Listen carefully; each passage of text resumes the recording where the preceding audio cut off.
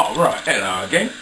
Well, the time's coming up to 8 o'clock, and it's November the 30th, 2011. And the battle's truly joined, isn't it now? Public service workers, about 2 million of them, if you could believe the news reports, are going to be coming out on strike, already out on strike.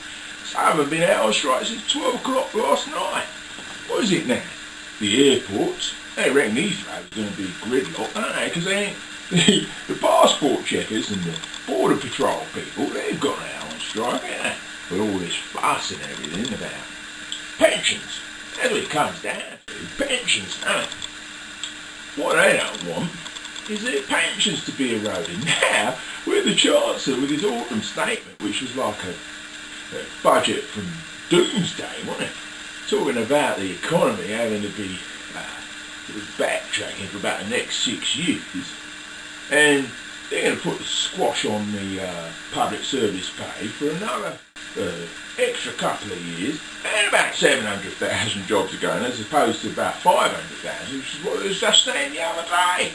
This OECD, not OECD, the Office for Budget Restraint or something, or Responsibility, whatever they're called, they say if the Eurozone implodes, and the Eurozone, they still haven't sorted out their problems, have they? Even President Obama, he was trying to say to them, all right, we're ready to stand by and help you out. What the Americans can do, who knows, they ain't got no money, they're even worse financial situation than Europe is. Anyway, this Office for Budget Responsibility was saying, if the Eurozone goes, I was going to say something which is not very parliamentary actually, but fits up, but I'll have to cut that out. But anyway, if the Eurozone don't get its budget, financial overspend and debt situation sorted out, it's going to have an adverse effect on the British economy, adverse effect on British workers, British businesses. The Chancellor yesterday, George Osborne, he's like an overgrown schoolboy, really, isn't he? He was saying he's got this budget for growth. They've found £5 billion from somewhere. Poor people, really. They found it from the poor people. They're going to scam all the poor people. Meanwhile, their rich buddies from the Bullying Club still raking it in, aren't they? Bonuses from the banks and things. All this quantitative easing that the bank's coming in, where's that going? He goes to the bankers and their shareholders and whatever, and they just pocket it in. It ain't doing nothing for the British economy. Anyway, George Osborne, he's saying, we're going to be building roads and this and that and the other, we're putting in policies to help stimulate growth and whatnot. But the businesses are crying out, aren't they? They still can't get the loans. They still can't get the banks to release the purse strings, because the bankers are putting all the money in their own pockets, aren't they? Anyway, all I'm saying to you is this industrial action, because I was sent ballot sheets and whatever to vote to go out on strike and shut all the schools. Apparently about 90% of the schools might be shut today. My nephew wants to, please, because his school's going to be open. Anyway, he's one of the lucky ones, really, getting his education. There's a lot of kids and families and, working mums and dads. They ain't going to have to take a day off work. They reckon it's going to cost the country about 500 billion quid. Oh, sorry, 500 million, not 500 billion. That's an over-exaggeration. But that's still $500 million, isn't it?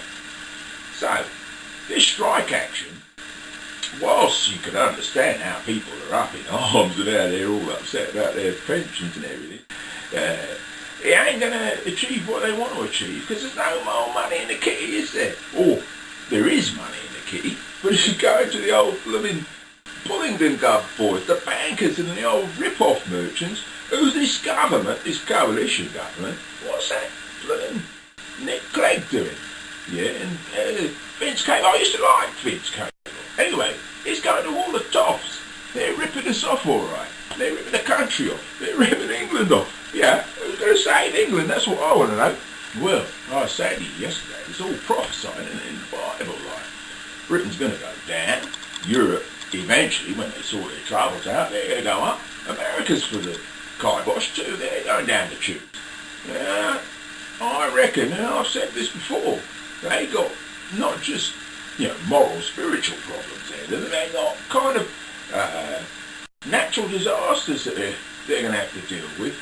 We got problems in Iran today even. They've even taken our embassies. It's not funny. Putting our, diplomatical staff and people under threat just because, mind you can understand it, because Britain's trying to put pressure on the Iranians to stop their nuclear program. They reckon the Iranians want to get a nuclear bomb just like the Israelis have got. And the Iranians don't understand why they can't have one if everybody else has got one. The French have got them, the Germans have got them, the Chinese have got them, we got them, the Americans have got them. Why can't the Iranians have them? Yeah, it's prejudice, isn't it? Yeah. Anyway, all I'm saying to you is this. These strikers, I understand, because we are being scared.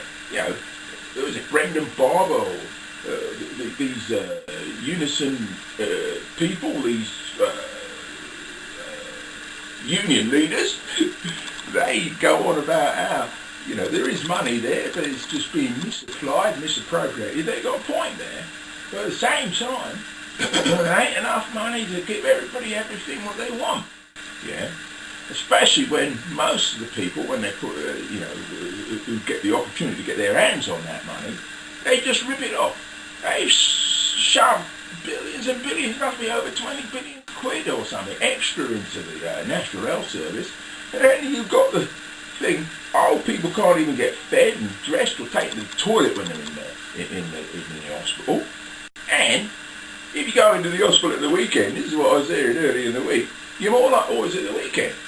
You're more likely to die, because the consultants are off on the golf course or at the theatre or somewhere, or probably off with George Osborne on a jolly, and no one's there with experience or whatever to look after you, so you're going to die. 10% more chance apparently. Anyway, more people die in hospital, than survive. So if you get C. diff or something like that, if you happen to be unfortunate enough to come a cropper in the hospital, they ain't going to pay out.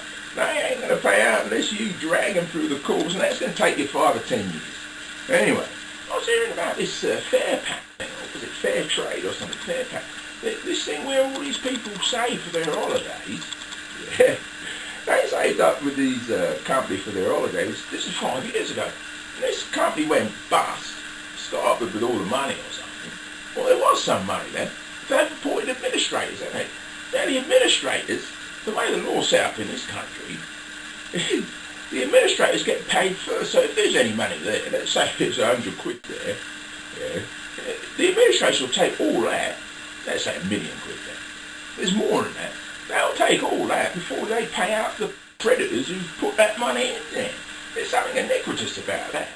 The whole system's iniquitous. I've been saying that for years and years and years. Anyway, about this strike, I understand the aggravation that people have got, but it only going to lead to trouble. Everybody's going to suffer, and nobody's going to be any better off. And we've had it. We've really had it, unless we can actually get some proper government, proper leadership, Ed Balls in it, and certainly that, look at Ed, what's his name? Miliband. Yeah, he ain't there either. Yeah, we need proper leadership.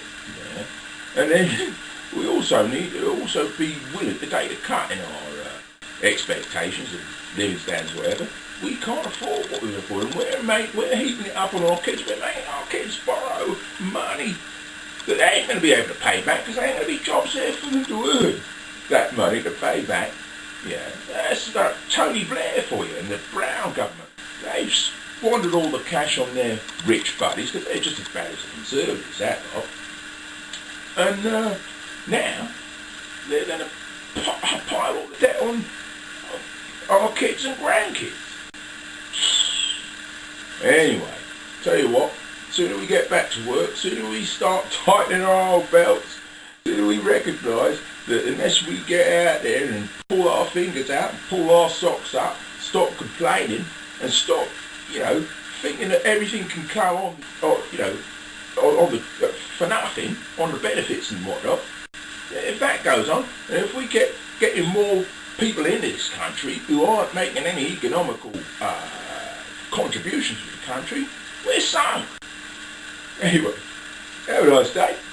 Bye for now.